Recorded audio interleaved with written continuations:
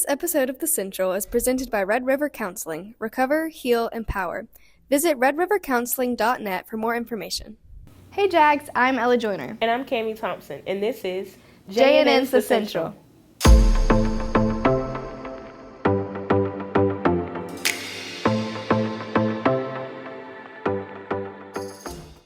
Powder Puff, an annual event hosted by Beta Club, will take place on Tuesday, April 16th at 5:30 p.m. on the Madison Central football field.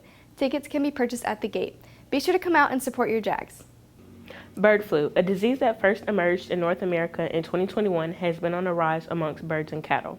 Bird flu impacts the lungs and intestines of animals, leading to severe infections and sometimes death. A human recently contracted bird flu through exposure to an infected animal. Federal officials emphasized that the United States has been preparing for a bird flu outbreak for many years, and they are not concerned with the dairy supply from farm cattle. Hey Jags, this is Ava G with your weather. Today there are partly cloudy skies with a high of 83 and a low of 65. Tuesday will be just as cloudy, with the high remaining at 83 and the low rising to 69. Expect to see some showers on Wednesday morning. The high will be 85 and the low will be 68.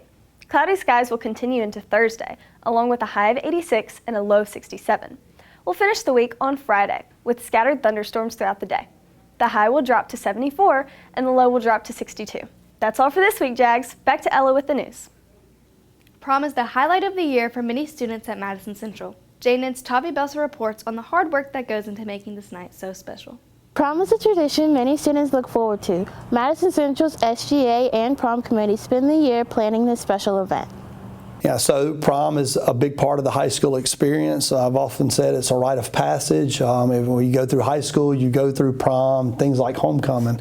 It's obviously an opportunity to be with your peers in a setting outside of school. And again, we want it to be a fun event for the kids and a memorable experience for them, something that they can take with them forever.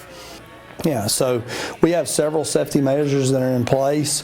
First of all, we want our prom to be a proactive process, and the best way to do that is to have, it's a formal event, and the best way to do that is with deadlines. We want our kids to be prepared for the dance, prepared for the event, and we do that first of all through prom forms, students from other schools, and then also graduates. Obviously, we need to know who they are before they come so that we have a better idea and we can judge behavior based on interviews and such. Also, Sterling Hall is a nice place, a nice venue to have the prom, and it was great last year and looking forward to doing that again.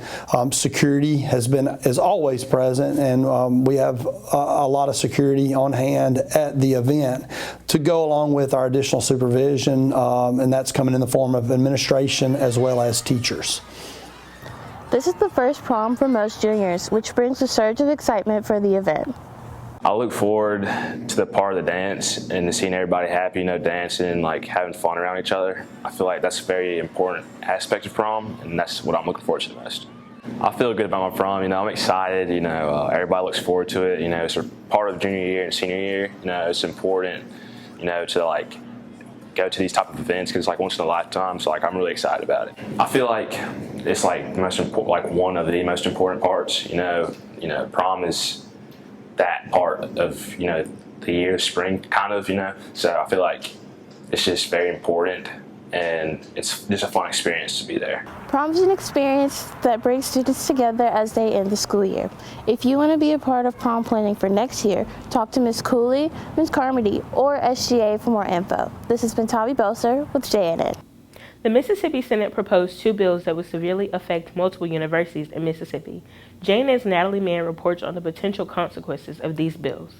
In February, Senator John Polk proposed Senate Bill 2726. The bill consisted of closing 3 of the state's institutions of higher learning by June 30th of 2028. Dr. Elisa Mosley is the vice president of Jackson State University. Anytime those bills are introduced, it's introduced in a public space, and once it goes on the board, you can get lots of people start screenshotting and putting things on social media, did you see this? And it's almost like it's a done deal, but it really wasn't.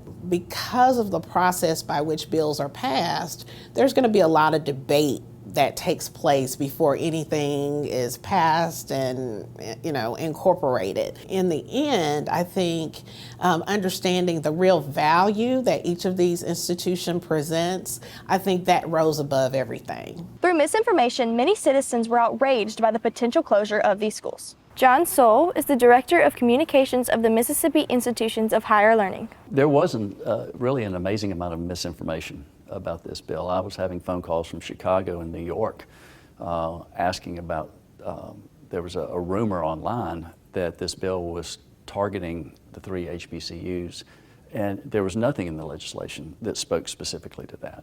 While these schools would be among the 8 public state universities under consideration, they were not directly stated in the bill. The schools would be chosen based on enrollment data and economic impact. On March 4th, the state Senate killed the bill, but Senator Nicole Boyd proposed Senate Bill number 2725, which would create the Mississippi University System Efficiency Task Force and would regulate the efficiency and effectiveness of Mississippi's public universities. It's really important to note that the Board of Trustees for IHL and the staff for IHL do this type of work every day.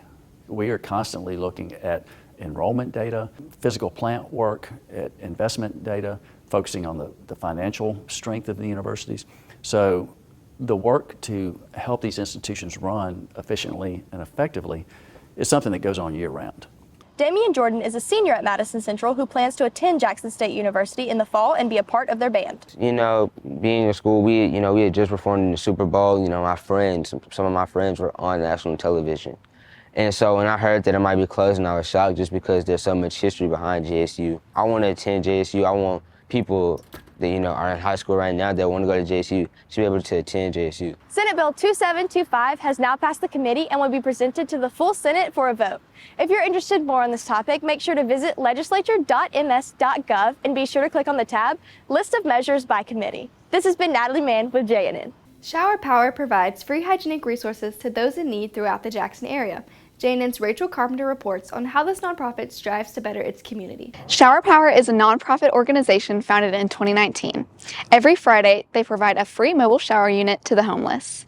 Mary Ann Kirby is the Director of Operations at Shower Power. She has worked closely with the founder Teresa Renkenberger for many years to provide for the homeless.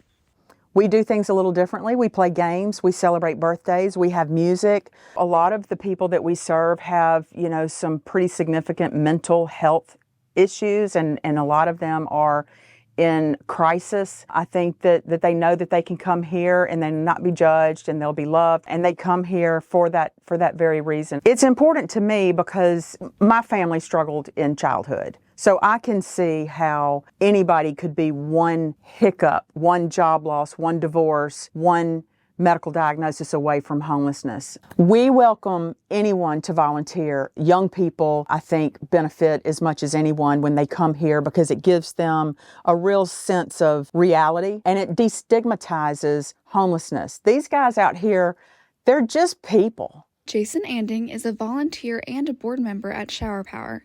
He has been volunteering for 3 years. It makes you feel different. Like it just feels good. I don't know how else to explain it. We have 2 gentlemen that help people get state IDs and birth certificates, and you can't get a job without having an ID. That's changing lives in and of itself. We want to be a part of making permanent change so that they can be self-sustaining and help people get on their feet and get jobs and employment, and they can provide for themselves and for their families. You know, you find purpose in being able to serve others, the joy that comes with that, and getting to know so many people down here is awesome. And you learn that they're just like you and I are. They're no different. They're just human beings. We like to say that we're loving people back to life. If you're interested in volunteering or donating to Shower Power, you can visit showerpower.ms for more information. This has been Rachael Carpenter with JNN. That's all for this episode, Jags. Be sure to visit our Instagram at Jaguar News Network for more updates throughout the week. Until next time, I'm Ella Joyner. And I'm Cammie Thompson. And this has been JNN's The Central.